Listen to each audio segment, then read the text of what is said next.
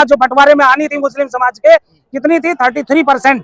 यदि आप इतिहास को और अंग्रेजों के काल में, अभी लंदन कहीं मरा नहीं है, आप लंदन जाइए बातचीत कीजिए, जब देश का बंटवारा हो रहा था तो 33% मुस्लिमों के हक में था। मंदिर है, बौद्ध मठ है, वो कहाँ है? 84,000 बौद्ध मठ थे, वो कहाँ है? ये बताइए, आप उनसे क्यों नहीं पूछते? अभी जाइए बौद्ध विहार में, वहाँ जो है किसका होना चाहिए हक अधिकार? जब मुस्लिमों की मस्जिद है तो मुस्लिम इमाम बनते हैं, तो जब बौद्ध मठ है तो बुद्धिस्ट बनना चाहिए, तो वहाँ ब्राह्मण क्यों बना बैठा है? तो ऐसे ही इन लोगों ने 84,000 बौद्ध मठ को जो है कब्जा किया हुआ, सबको आपस में लड़वा रहे हैं। बात ना करे, कोई महंगाई की बात ना करे, बस देश को अंधाधुंध कहाँ, अंधविश्वास, पाखंडवाद, बस इधर ले जाया जा रहा है। मैं पूछना चाहता हूँ कि आप लोग बताइए कि महंगाई की दर कहाँ है, किस और ले जाया जा रहा है? जीडीपी कहाँ है? हमारे देश को कहाँ ले जाया जा रहा है? जीडीपी बिल्कुल माइनस कर दी जा रही है। अरे क्यों भाई, क्या हमारे देश की जीडीपी नहीं है? क्या हिंदू मुस्लिम ही रहे? आज तक हमारे देश में जब मुगल काल था, औरंगजेब के टाइम में 25 जीडीपी थी पूरे वर्ल्ड में, नंबर 1 थी।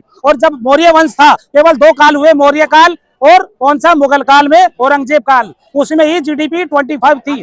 लेकिन ये है, लेकिन कह रहे कि जो भी कानून, अरे भाई मैं वही बतला रहा हूँ मुद्दा, आप आते क्यों नहीं हो? ये क्रोनोलॉजी को समझना होगा, तब जाकर के देश और समाज समझेगा। आज ओबीसी समाज के हक अधिकार को खत्म कर दिया जा रहा है, आज SC ST को टारगेट करके नंगा नाचाया जा रहा है, बहन बेटियों की इज्जत को तार तार कर दिया जा रहा है। मणिपुर के कोई सवाल ना कर ले, इसलिए जो है लोगों को मुस्लिम हिंदू पे लगाया जा रहा है। अरे इस देश को अपना बचाना होगा तो अपने इन षड्यंत्रों से समझना होगा, तब जाकर के हमारा देश और समाज बच पाएगा। अदरवाइज हमारे देश को कोई राह नहीं बचा पाएगी। और वो देश वो टाइम नहीं है। आज तक जब से देश आजाद हुआ है तो 14 कम से कम क्या पड़े हैं शुक्रवार, और क्या होली उससे पहले नहीं थी? आज होली आई, बस उसमें जो है रंग, अरे रंग तो यार उसका है कि 7 रंग है। देखिए इसमें अमीर गरीब ऊंच नीच सब लोगों के लिए कलर बनाए गए, इसलिए कि भाई हर तरह के हमारे जो प्रकृति ने कलर बनाए हैं, उसलिए ये कलरों की एक होली बनाई गई। यहाँ जो प्रदर्शन हो रहा है, के खिलाफ कोई असर पड़ेगा? अरे मेरे भाई, सरकार को तो नाचना पड़ेगा। सरकार क्योंकि जो है आप और हमारे लिए है, सरकार जनता से गुलाम है, सरकार जनता की नौकर होती है।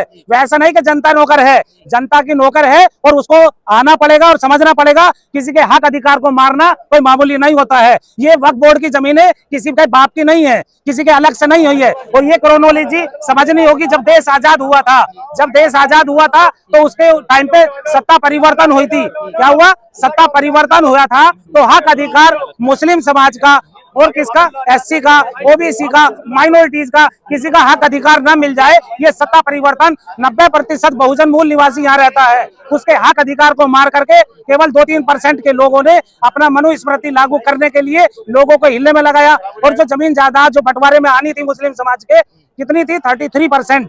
यदि आप इतिहास को और अंग्रेजों के काल में, अभी लंदन कहीं मरा नहीं है, आप लंदन जाइए बातचीत कीजिए, जब देश का बंटवारा हो रहा था तो 33% मुस्लिमों के हक में था। लेकिन मुस्लिमों को बहकाने के लिए बड़े उलेमाओं को बहकाया और उन्हें कांग्रेस का अध्यक्ष बना दिया। क्या फायदा होगा इससे? अरे यार, कांग्रेस को, सरकार को फायदा नहीं है कि तुम गुलाम बने रहो और वो राज करता रहे। लोगों को, सरकार को फायदा है कि आप गुलाम बने रहो, गरीबी की रेखा में नीचे रहो, तो तब जाकर के पता होगा। आप गुलामी की और वो पढ़िए ना, आप लोग पढ़ते नहीं हो। मंत्री कह रहे हैं कि जो वक्त ने जमीन को कब्जा कर रखा है, वो कब्जा छुड़ाने। अरे मुझे बतलाइए कि जो जितने भी बड़े बड़े मंदिर हैं, बौद्ध मठ है, वो कहाँ है? 84,000 बौद्ध मठ थे, वो कहाँ है? ये बताइए, आप उनसे क्यों नहीं पूछते? अभी जाइए बौद्ध विहार में, वहाँ जो है किसका होना चाहिए हक अधिकार? जब मुस्लिमों की मस्जिद है तो मुस्लिम इमाम बनते हैं, तो जब बौद्ध मठ है तो बुद्धिस्ट बनना चाहिए, तो वहाँ ब्राह्मण क्यों बना बैठा है? तो ऐसे ही इन लोगों ने 84,000 बौद्ध मठ को जो है कब्जा किया हुआ, सबको आपस में लड़वा रहे हैं। आजाद हो जाएगा। अरे यार, बुलडोजर कहाँ का कानून है? बताइए मुझे, कौन से संविधान से चलता है? कौन सा न्याय, कौन सा सुप्रीम कोर्ट ने आदेश दिया है? किसी का घर को वैसे बर्बाद कर दोगे?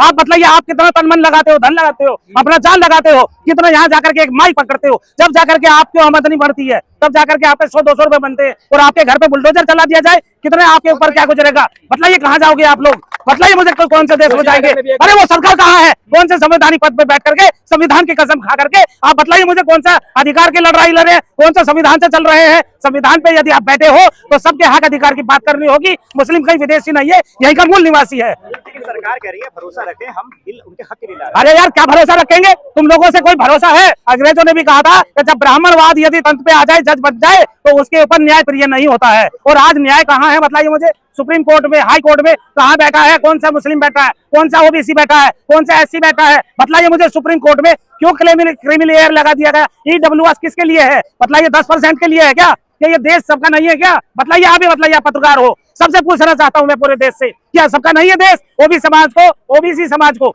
1931 की जनगणना के अनुसार 52% था। बतलाइए मुझे कौन से सुप्रीम कोर्ट में है, कितने हाई कोर्ट में है, बतलाइए कौन से जजमेंट में बैठा है? तो इनसे जजमेंट का इनसे कोई उम्मीद नहीं की जा सकती। तो इसीलिए जब माँ के पेट से बच्चा नया नया पैदा होता है और जब वो रोता है तो माँ कहती है अरे चलो खेल रहा होगा, जब वो ज्यादा चिल्लाता है तब दूध पिलाती है ना। तो इसीलिए मुस्लिमों को नहीं, सिखों को, एससी को, एसटी को, ओबीसी को इस अंधी गूंगी बहरी सरकार के लिए सड़कों पे आना पड़ता है, मजबूरी है, वरना तो ऐसा कुछ नहीं है कि कोई किसी के पास में टाइम नहीं है। ये देखिए रोजेदार लोग हैं, आप रोजा रख करके आते हो, पूरे दिन ना पानी पियेंगे ना खाएंगे, और इतनी बड़ी कौम कि अपने आप को अपने न्याय के लिए 500 साल के सबूत होते हुए बाबरी मस्जिद ऐसी छोड़ दी, ऐसी जमीन ले ली, तो इनसे न्याय का उम्मीद कहां से कर सकते हैं? सरकार के मंशे पे विश्वास करना ठीक नहीं है, यकीन करना कोई यकीन नहीं है इन लोगों के ऊपर, क्योंकि देश को बेच रहे हैं। आप बतलाइए क्यों नहीं बात पूछ रहे हैं? बतलाइए बेरोजगारी की बात क्यों नहीं कर रहे हैं? कितनी जीडीपी आज तक जितने भी अभी भी एग्जाम होते हैं, बेरोजगार लड़के